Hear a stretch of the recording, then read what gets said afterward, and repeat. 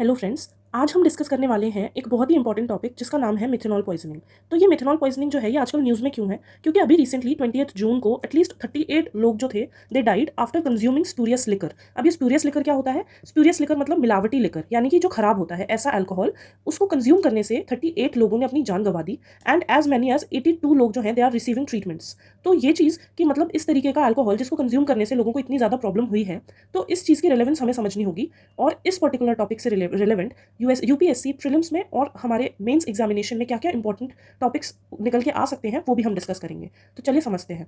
तो सबसे पहली चीज़ जो इंपॉर्टेंट है वो ये है कि अल्कोहल में मिथेन मतलब जैसे जो भी हम अल्कोहल जिसे हम बोलते हैं लिकर, बेसिकली जो हम अल्कोहल लेते हैं, जो कंज्यूमेबल अल्कोहल जिसे कॉमनली अल्कोहल बोला जाता है वो एक्चुअली लिकर है। उसके अंदर 100% अल्कोहल कंटेंट नहीं होता है। मतलब जो भी लिकर जो कंज्यूम किया जाता है उसके अंदर अगर 5% या उसके बराबर का ही अल्कोहल है तो उसे बियर में है। ऐसे ही वाइन में 12% से रिलेवेंट अल्कोहल देखने को मिलता है और अप्रॉक्सीमेटली 40% अल्कोहल हमें देखने को मिलता है डिस्टिल्ड स्पिरिट्स में।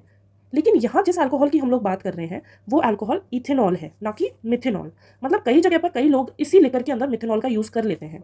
तो अब हमें पता होना चाहिए कि ये जो इथेनॉल है ये एक साइको एक्टिव ड्रग की तरह काम करता है, यानी कि ये हमारे ब्रेन से रिलेवेंट है, ब्रेन को ऑल्टर करता है, ब्रेन के फंक्शन को ऑल्टर करता है। तो जैसे कि अभी समझते हैं कि एक पर्टिकुलर फंक्शन होता है जिसे हम कहते हैं न्यूरोट्रांसमिशन। इसका क्या मतलब होता है कि जो ब्रेन है वो हमारी बॉडी में नर्व्स में सिग्नल्स को एक न्यूरॉन से दूसरे न्यूरॉन में ट्रांसफर करता है और इस पर्टिकुलर जो सिग्नल को ट्रांसफर करने की जो प्रोसेस है उसे हम न्यूरोट्रांसमिशन कहते हैं। किसी भी फंक्शन को बॉडी में होने के लिए इस न्यूरोट्रांसमिशन की ज़रूरत होती है। तो सपोज करो आपको पेन है, इस पेन को इन्फ्लिक्ट होने के लिए भी न्यूरोट्रांसमिशन की ज़रूरत होती है।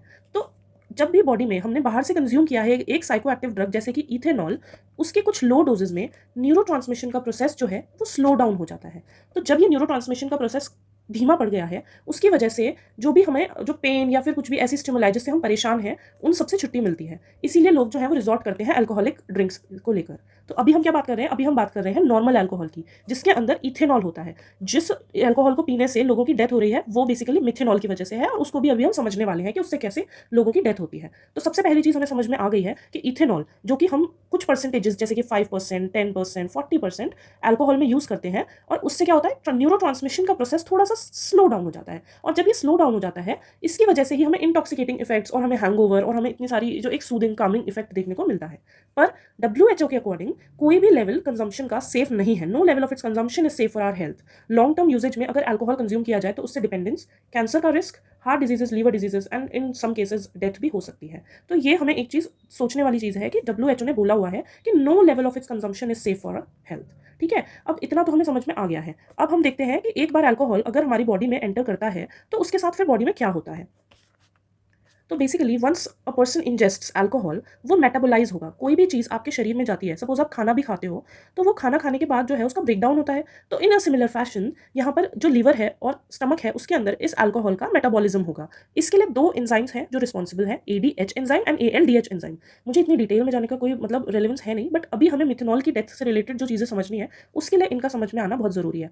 तो बस एक बार जल्दी से इसे समझते हैं एंड फिर हम प्रोसीड करेंगे। तो जब भी इथेनॉल होता है उसके ऊपर एडीएच एक्ट करता है। एडीएच क्या है? एक एंजाइम है। एज लगा हुआ है, एज लगा हुआ है, तो ये एक एंजाइम है। तो जो इथेनॉल को ब्रेक डाउन करता है एसिटाल्डिहाइड में। ये जो एसिटाल्डिहाइड होता है ना, हमारी बॉडी के लिए जितने भी हार्मफुल इफेक्ट्स होते हैं उनके लिए रिस्पॉन्सिबल होता है। तो एसिटाल्डिहाइड ही वही एक केमिकल कंपाउंड है जिससे हैंगओवर होता है, हमें कैंसर का रिस्क होता है एंड बाकी सारी चीजें। और उसके बाद एएलडीएच नाम का एक enzyme which is aldehyde dehydrogenase, जो ये वाला एंजाइम होता है ये एसिटाल्डिहाइड को कन्वर्ट कर देता है एसीटेट में।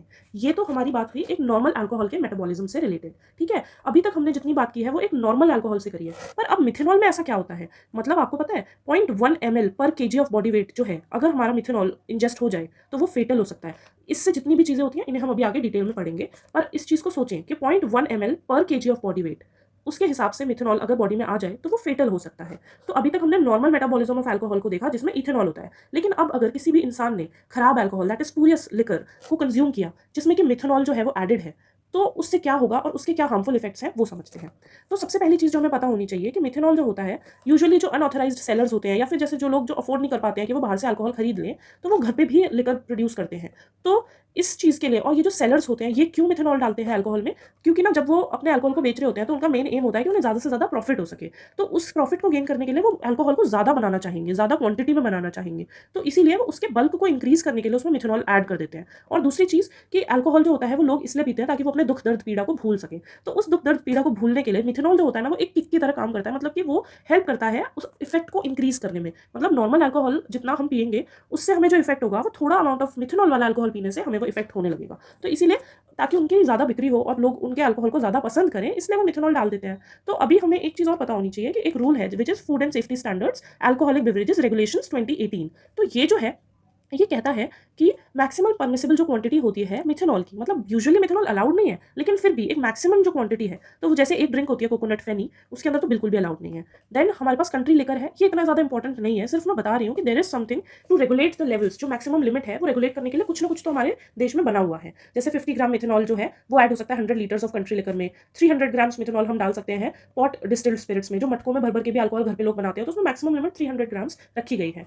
तो ये जो चीज़ है ना, अभी हम इसकी ना एनवायरमेंट से रिलेटेड चीज़ें और जो बाकी इसकी इंडस्ट्रियल एप्लीकेशंस है वो सब कुछ देखेंगे इन डिटेल। और आज तक यूपीएससी ने इस टॉपिक से रिलेवेंट जो भी प्रीलिम्स में या फिर मेंस में क्वेश्चन पूछा है उसे भी हम देखेंगे। तो नेक्स्ट चीज़, मिथेनॉल वैसे जो एक केमिकल कंपाउंड है वो एक अल्कोहल है, मिथ अल्कोहल, मिथेनॉल। इसको ना हम कई जगह पर मिथाइल अल्कोहल भी देखेंगे। मतलब यूपीएससी ने भी जो एक बार क्वेश्चन पूछा था वो मिथाइल अल्कोहल के नाम से ही पूछा था। ठीक है, तो इसकी जो प्रोडक्शन होती है वो काफी इजीली बन जाता है। कार्बन मोनोऑक्साइड में हाइड्रोजन डाल के मिथेनॉल बनता है। उसके लिए कैटलिस्ट यानी कि इस रिएक्शन को करने के लिए जो दो चीजें जो उसको कैटेलाइज करती हैं, यानी कि उस रिएक्शन की स्पीड को बढ़ाती हैं, वो है copper oxides and zinc oxides. साथ में 50 to 100, इसकी कोई रिलेवेंस नहीं है रिलेटेड टू हमारे जो भी सिलेबस है, बट मैंने सिर्फ एक आइडिया, रफ आइडिया देने के लिए बताया है कि इसकी प्रोडक्शन कैसे होती है। मतलब 250 डिग्रीज टेम्परेचर पे, 50 to 100 एटमॉस्फेरिक प्रेशर पे, और कार्बन मोनोऑक्साइड और हाइड्रोजन को मिक्स करके मिथेनॉल बनाया जाता है। तो अभी इसकी जो इंडस्ट्रियल एप्लीकेशन है, एक बार हमें इस पर पीटी में क्वेश्चन देखने को मिला है, वो अभी हम देखते हैं। तो अभी जैसे कि ना जो इस मिथेनॉल की इंडस्ट्रियल एप्लीकेशंस में क्या है कि एसिटिक एसिड की फॉर्मेशन में हेल्प करता है, फॉर्मल्डिहाइड के लिए एक रॉ मटेरियल की तरह काम करता है, एरोमेटिक हाइड्रोकार्बन्स के लिए भी बनाने में हेल्प करता है। मतलब यही एरोमेटिक हाइड्रोकार्बन से बाद में ना रेजिन्स, प्लास्टिक्स और ये सारी चीज़ें बनती हैं। तो देख लो मिथेनॉल का काम कहाँ कहाँ तक है, बट हम इसको यूज़ कहाँ कर रहे हैं, लिकर में डालने के लिए, जिसको कि हम फिर बाद में कंज्यूम करवा रहे हैं। तो ये चीज़ गलत है और अभी इसके क्या हार्मफुल इफेक्ट्स हैं वो अभी हम देखते हैं। बट एक चीज़ और है, ये एंटी फ्रीज से जो रिलेटेड है कि ये सिर्फ जो मिथेनॉल है ना, मिथेनॉल को हम एज एंटी फ्रीज यानी कि जो किसी भी चीज़ को जमने से रोके, इस चीज़ के लिए हम एज अ केमिकल के तौर पे मिथेनॉल को यूज़ करते हैं। लेकिन सिर्फ इंडस्ट्रियल जो एरियाज हैं वहाँ पे, या फिर विंडशील्ड, जैसे गाड़ी के आगे सामने विंडशील्ड देखिए, तो अभी इसको एंटी फ्रीज फ्लूइड की तरह यूज़ किया जाता है ताकि विंडशील्ड्स जो होती हैं वो मतलब उनके ऊपर पानी जमे ना, इसलिए हम वहाँ पे मिथेनॉल के फ्लूइड से क्लीन करते हैं। बट अभी हम इसको और भी ज़्यादा डिटेल में देखते हैं। तो अभी जैसे देखो मिथेनॉल है, अभी तक हमने इथेनॉल की जो भी मेटाबॉलिज्म थी उसको देखा था, बट अब जैसे मिथेनॉल है उसको किसी भी इंसान ने इंजेस्ट किया तो वो भी मिथेनॉल इथेनॉल की तरह ही लीवर या फिर स्टमक में जाएगा। तो ये मिथेनॉल जो है ये एडीएच एंजाइम जो है मिथेनॉल के ऊपर एक्ट करेगा और उसको फॉर्मल्डिहाइड में कन्वर्ट कर देगा, और फिर से एएलडीएच जो एंजाइम है वो उसको फॉर्मिक एसिड में कन्वर्ट कर देगा। हैव यू सीन एक जो लाल चींटी होती है, तो जो लाल चींटी होती है ना, जब तुम्हें काट ले तो उसके बाद देखा कितना ज़्यादा वहाँ पे रेडिश रेडिश एरिया हो जाता है। वहाँ पर जो रेड एंट होती है ना, वो हमारे अंदर फॉर्मिक एसिड डालती है। तो ये जो फॉर्मिक एसिड हमारे ऊपर डाला, उससे हमारे सिर्फ एक छोटे से एरिया पे ही काटने से कितना ज़्यादा रेडिश और कितनी ज़्यादा हमें इचिंग बर्निंग सेंसेशन फील होती है। लेकिन जब इसी मिथेनॉल को जो हमारी बॉडी में क्या बन रहा है, फॉर्मिक एसिड के फॉर्म में कन्वर्ट हो रहा है, तो उससे सोचो कितने सारे हार्मफुल इफेक्ट्स होंगे। सबसे बड़ी बात क्या है कि जब फॉर्मिक एसिड हमारी बॉडी में इंक्रीज हो जाएगा, उसकी वजह से एसिडोसिस हो जाएगी, यानी कि बॉडी में एसिड की मात्रा ज़्यादा हो जाएगी। बॉडी में एसिड की मात्रा ज़्यादा होने से क्या होगा, जो ब्लड है हमारा वो एसिडिक हो जाएगा, उसका पीएच जो नॉर्मल पीएच है उससे कम हो जाएगा। इससे बॉडी में ज़्यादा एसिडिटी होने की वजह से कभी कुछ सर्टेन केसेस में डेथ भी होने लगती है। इसके अलावा एक और चीज़ है जो बहुत इंपॉर्टेंट है कि जो फॉर्मिक एसिड होता है वो हमारी बॉडी के एक एंजाइम साइटोक्रोम ऑक्सीडेज, इस एंजाइम के फंक्शन को ऑल्टर करता है, यानी कि इसके काम को रोकता है, बाधा डालता है। इसकी वजह से क्या होगा कि हमारे जो सेल है उसके अंदर ऑक्सीजन वो नहीं ले पाएगा, उसकी कैपेबिलिटी खत्म हो जाएगी। तो अब ऑक्सीजन नहीं ले पा रहा, तो उसकी वजह से क्या होगा कि बॉडी जब ऑक्सीजन को यूज़ नहीं कर पाती है, उसकी वजह से अब उस टाइम पर जैसे हमने देखा कभी एक्सरसाइज करते हैं मसल्स जो है वो ऑक्सीजन नहीं ले पाती हैं जल्दबाजी में, या फिर एनारोबिक कंडीशन हो जाती है, तो बॉडी में लैक्टिक एसिड बनता है। तो अब जब ये लैक्टिक एसिड फिर से बन रहा है, इसका मतलब क्या हुआ कि फर्दर एसिडोसिस से फर्दर पीएच कम होगा, जिससे एसिडिटी इतनी ज़्यादा बढ़ जाएगी, एसिडिक कंटेंट ब्लड में, कि वो हमारे ऑर्गन्स को डैमेज करेगा और अल्टीमेटली इसका क्या रिजल्ट निकल के आता है कि वो डेथ कॉज करेगा। तो अब इससे एक और चीज़ होती है, जो ये चीज़ है ना, ये यूपीएससी ने एग्जाम में पूछ रखी है पहले भी, कि मिथेनॉल इंड्यूस्ड न्यूरोपैथी, कि न्यूरो क्या होता है, नर्व, पैथी डिजीज, नर्व से रिलेटेड डिजीज जो कौन करता है, मिथेनॉल करता है। तो एक सीरियस कंडीशन है जिससे कि हमारे लॉन्ग टर्म के लिए या फिर इरिवर्सिबल विजुअल इंपेयरमेंट्स हो सकती हैं। तो मिथेनॉल जो है वो नर्व्स को डैमेज करता है, डिजीज कॉज करता है।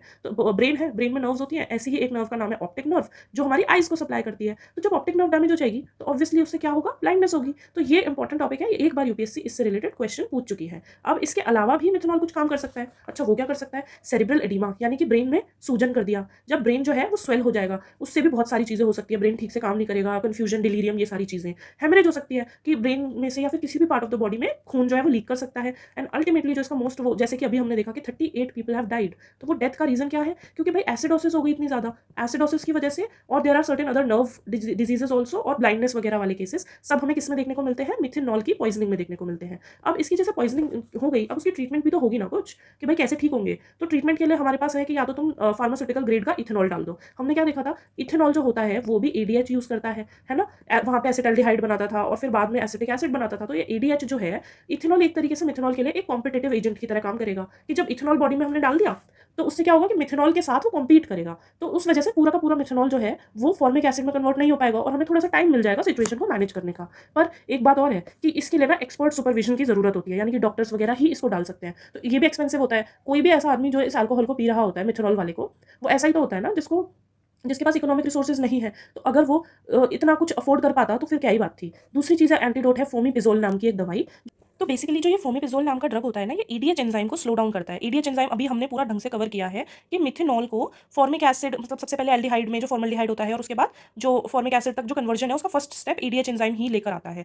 तो मतलब अगर ईडीएच एंजाइम जो है वो बॉडी में रहेगा, तो उससे क्या होगा कि मिथेनॉल जल्दी जल्दी एक एसिडिक कंपाउंड में कन्वर्ट होगा। तो उसी प्रोसेस को थोड़ा सा धीमा करने के लिए हम ये दवाई दे देते हैं कि थोड़ी देर तक के लिए तो कम से कम रोक पाएँ, और इतनी देर में ही जो है हम ब्लड से जो है डॉक्टर्स मिथेनॉल को, यानी कि फॉर्मिक एसिड को मतलब निकाल सकते हैं वाया ब्लड, जो भी मेजर्स होते हैं डॉक्टर्स के।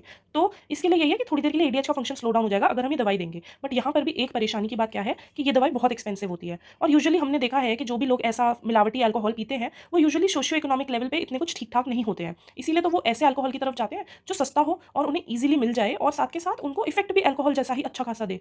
तो अब वो लोग अगर इतनी महंगी महंगी ट्रीटमेंट्स करवा पाते तो क्या ही बात थी। तो बस यही रीज़न है कि 38 लोग बेचारे दे लॉस्ट देयर लाइव्स, और साथ में more than 80 people they are fighting for their lives just because उन्होंने कैसा अल्कोहल पिया, इस तरीके का मिथेनॉल इंक्लूडेड अल्कोहल पिया। ठीक है, नेक्स्ट चीज़ अब एक और है, ये बहुत इंपॉर्टेंट टॉपिक है और इसके बारे में हम लोग बात करते हैं। यहाँ पे हमने एक टेबल है, मैंने ये टेबल लगाई है which is basically comparative analysis gasoline की, इथेनॉल की और मिथेनॉल की। अब इस टेबल को देख के डरना नहीं है, इसमें सिर्फ कुछ बहुत ही बेसिक सी चीज़ है। मतलब अब हमने इतना ज़्यादा मिथेनॉल के बारे में पढ़ा ही था, तो मैंने सोचा कि एक इंपॉर्टेंट टॉपिक जो कि यूजुअली हमें प्रीवियस ईयर क्वेश्चन पेपर्स में देखने को मिल ही जाता है, उसे क्यों छोड़ना है। जब हम एक साथ एक टॉपिक करने बैठे हैं तो उसे पूरा ही कंप्लीट खत्म क्यों नहीं कर देते। तो इसीलिए मैंने एक टेबल बनाई है और इसको बहुत ही ईजिली एनालाइज कर सकते हैं। तो चलिए समझते हैं। सबसे पहले गैसोलीन, ये वो है जो हम लोग अभी करंटली यूज़ करते हैं। फिर इथेनॉल, ये वो है जो हम यूज़ करना चाहते हैं। और मिथेनॉल, जैसा कि आज हमने इस पूरी वीडियो में मिथेनॉल के ऊपर पढ़ा है, तो ये मिथेनॉल वो है जो हम यूज़ कर तो सकते हैं बट कुछ रीजंस की वजह से यूज़ नहीं करते हैं, और इसकी जो यूजेज है वो थोड़ी सी लिमिटेड है।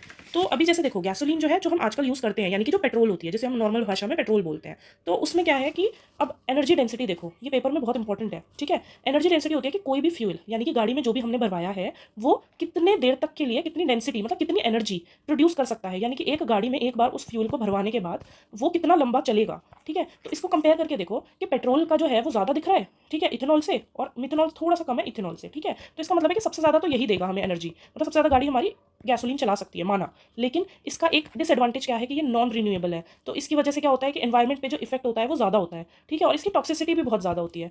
तो मतलब हम लोग क्यों इतनी बात कर रहे हैं, न्यूज़ में क्यों इतना देखने को मिलता है कि भाई इथेनॉल जो ब्लेंडेड फ्यूल होगा। एक टॉपिक है जो इस वीडियो के बाद आराम से आप लोग कवर करना, E85, ये न्यूज़ में रहता है और ये कभी भी प्रीलिम्स में या फिर मेंस में इसके ऊपर क्वेश्चन आ सकता है। तो इसे एक बार ज़रूर से देखना है, क्योंकि यूपीएससी एक ऐसा एग्जाम है जहाँ पर कि कंप्लीटली स्पून फीडिंग के बेसिस पे भी नहीं रहा जा सकता है, थोड़ा बहुत हमें खुद से भी एनालिसिस, खुद से रिसर्च करनी पड़ती है। तो अब जैसे देखा जाए तो गैसोलीन, इथेनॉल और मिथेनॉल में सबसे ज़्यादा एनर्जी डेंसिटी बेशक गैसोलीन की है, पर हम उसे क्यों यूज़ नहीं करते हैं, क्योंकि वो नॉन रिन्यूएबल है। और हम लोग आजकल इतने सारे देख रहे हैं एनवायरमेंटल जो कॉप्स होते हैं उनमें कि हमें कुछ रिन्यूएबल रिसोर्सेज की तरफ बढ़ना है। और एक चीज़ और है, जैसे जो मिथेनॉल होता है वो बायोमास के साथ साथ नेचुरल गैस से भी प्रोड्यूस किया जा सकता है, इसका मतलब इसकी सोर्सेज ज़्यादा है कंपेयर टू इथेनॉल। ठीक है, नेक्स्ट चीज़ जो हम देखेंगे वो है ऑक्टेन रेटिंग। ऑक्टेन रेटिंग देखा जाए तो इथेनॉल और मिथेनॉल की देखो ज़्यादा है कंपेयर टू जो कन्वेंशनल गैसोलीन। तो जितनी ज़्यादा ऑक्टेन रेटिंग होती है उतनी कम नॉकिंग होती है, यानी कि आवाज़ आती है। ये जो आवाज़ आती है ना किसी भी इंजन में, वो एयर और फ्यूल के मिक्सचर में आपस में जब वो इंटरैक्ट करते हैं उसकी वजह से आती है। तो जितनी ज़्यादा नॉकिंग होती है वो उतनी ही हमारे इंजन के लिए अच्छी नहीं होती है। तो इसका मतलब हुआ कि हमें नॉकिंग कम चाहिए, तो कम नॉकिंग के लिए हमें चाहिए हायर ऑक्टेन रेटिंग। इसको याद रखो, हायर ऑक्टेन रेटिंग मतलब जो डिज़ायरेबल है वही हमें डिजायरेबल रिजल्ट्स देती है, यानी कि लेसर नॉकिंग।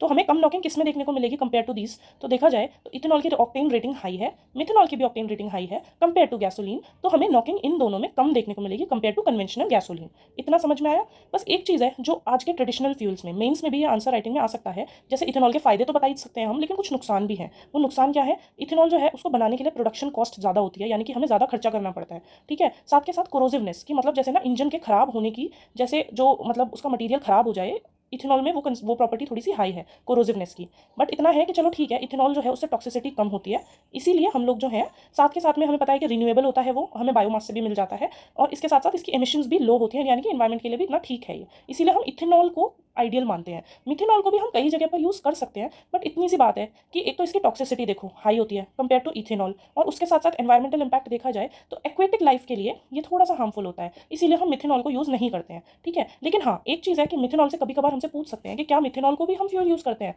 तो हाँ करते हैं, स्पेशली रेसिंग कार होती है ना जो, उनमें हम स्पेशली मिथेनॉल का यूज़ ज़्यादा करते हैं, क्योंकि जो रेसिंग कार होती है, मतलब मिथेनॉल एक ऐसा फ्यूल है कि अगर गलती से भी इंजन में आग लगेगी ना तो उसे पानी से भी बुझाया जा सकता है, तो इसी वजह से हम लोग जो है वो मिथेनॉल को प्रेफर करते हैं रेसिंग कार वगैरह में। बट वैसे मिथेनॉल का जो यूज़ है वो ज़्यादातर इंडस्ट्रियल पर्पसेस के लिए होता है, जैसा हमने अभी ऊपर भी देखा था। तो अब देखो कुछ क्वेश्चंस आए हैं यूपीएससी में, वो देखते हैं। तो इसमें क्या बोला गया है कि offending substance in liquor tragedies leading to blindness, ये हमने थोड़ी देर पहले कवर किया था कि ऑप्टिक नर्व होती है, ऑप्टिक नर्व को डैमेज कौन करता है? मिथेनॉल करता है। तो मतलब कि जब भी कोई भी इंसान मिथेनॉल इंजेस्ट करेगा, मिथेनॉल पी लेगा जो, तो उससे क्या होगा, उसके ब्रेन में नर्व्स अफेक्ट होंगी, और उन्हीं में से एक नर्व होती है ऑप्टिक नर्व, जिससे कि क्या होती है? ब्लाइंडनेस। तो इनमें से कौन सा होगा आंसर? Methyl alcohol. ठीक है, इसके बाद अब जो नेक्स्ट क्वेश्चन यूपीएससी ने पूछा था वो ये पूछा था कि which of the following is used as an anti freeze for automobile engines. अभी मैंने देखा था कि मिथेनॉल को हम लोग मतलब एंटी फ्रीज एजेंट के तौर पे यूज़ करते हैं, बट जो मिथेनॉल होता है ना उसका यूज़ रिस्ट्रिक्टेड है सिर्फ और सिर्फ इंडस्ट्रियल पर्पसेज में as an anti freeze agent, लेकिन ऑटोमोबाइल इंजन में हम इथाइलिन ग्लाइकॉल यूज़ करते हैं। ऐसा क्यों होता है? क्योंकि जो मिथेनॉल होता है उसका बॉइलिंग पॉइंट क्या है? 64.7 डिग्री सेल्सियस। एक इंजन बहुत आसानी से 64.7 डिग्री सेल्सियस तक पहुंच सकता है, तो इसी वजह से हम लोग जो है ये रिस्क नहीं लेते हैं एंटी फ्रीज के तौर पे मिथेनॉल को यूज़ करने का, क्योंकि वो बहुत जल्दी बॉयल हो जाएगा। तो इसी वजह से हम लोग प्रेफर क्या करते हैं? इथाइलिन ग्लाइकॉल को प्रेफर करते हैं, जो ऑटोमोबाइल इंजन में जो गाड़ियाँ चलती हैं ना, तो उनमें मतलब हमें ज़्यादा रेंज ऑफ टेम्परेचर दे पाएगा, यानी कि 193 डिग्री सेल्सियस तक भी इथाइलिन ग्लाइकॉल जो है वो एंटी फ्रीजिंग एजेंट की तरह काम करेगा, इसीलिए इसका आंसर जो होगा वो इथाइलिन ग्लाइकॉल होगा। ये क्वेश्चन मैंने इसीलिए इंक्लूड किया है ताकि ये कभी अगर आगे किसी भी फॉर्म में यूपीएससी रिपीट करती है तो ये गलत ना हो। ऑटोमोबाइल के इंजन के तौर पर जब हमें एंटी फ्रीज एजेंट चाहिए तो हम इथाइलिन ग्लाइकॉल को प्रेफर करते हैं, और जब हमें एंटी फ्रीज कुछ इंडस्ट्रियल पर्पसेस के लिए चाहिए तो हम मिथेनॉल प्रेफर करते हैं। ये यूपीएससी हमेशा ना हमें इस टाइप के ऑप्शंस साथ में देती है ताकि हम कंफ्यूज होकर जानबूझ के कुछ गलत लगाएं। नेक्स्ट, एक बार मैं मेंस 2018 में भी एथिक्स के पेपर में एक क्वेश्चन आया था, ये क्वेश्चन आप आराम से पढ़ सकते हो, मैंने इस क्वेश्चन के साथ साथ इसका आंसर भी लिखा है, सो दैट कि आप एक बार के लिए ना ये चीज़ एनालाइज कर पाओ कि इस तरीके की जो न्यूज़ होती है उससे किस तरीके से क्वेश्चन फ्रेम किए जा सकते हैं। तो ये एथिक्स का पेपर था, एथिक्स के पेपर में ये क्वेश्चन पूछा गया है, और ये इलिसिट लिकर के ऊपर ही पूछा गया है, यानी कि जिस तरीके से मिलावट की जाती है अल्कोहल के अंदर। तो उसी चीज़ के ऊपर आप अगर एक सुपरिटेंडेंट ऑफ पुलिस होते तो आप ऐसे केस में क्या करते? तो पहले एक बार प्लीज़ इस क्वेश्चन के ऊपर सोचकर देखिएगा कि आप क्या क्या कर सकते थे, और अगर आंसर आपको ना पहुंच पाओ आंसर तक, तो उसके बाद मैंने एक बहुत ही अच्छे से लिखा हुआ एक आंसर है जो आप इसे पढ़ सकते हो और फिर अपने नोट्स में इनकॉर्पोरेट कर सकते हो। So that's all about today's video, और आई होप आपको ये समझ में आया होगा। अगर कोई भी डाउट होता है तो आप मुझसे चैट सेक्शन में या फिर कमेंट सेक्शन में पूछ सकते हो। Thank you for watching this video, और आगे के लिए भी अगर ऐसी वीडियोज़ आपको पसंद आए तो do like and subscribe to my channel. Thank you.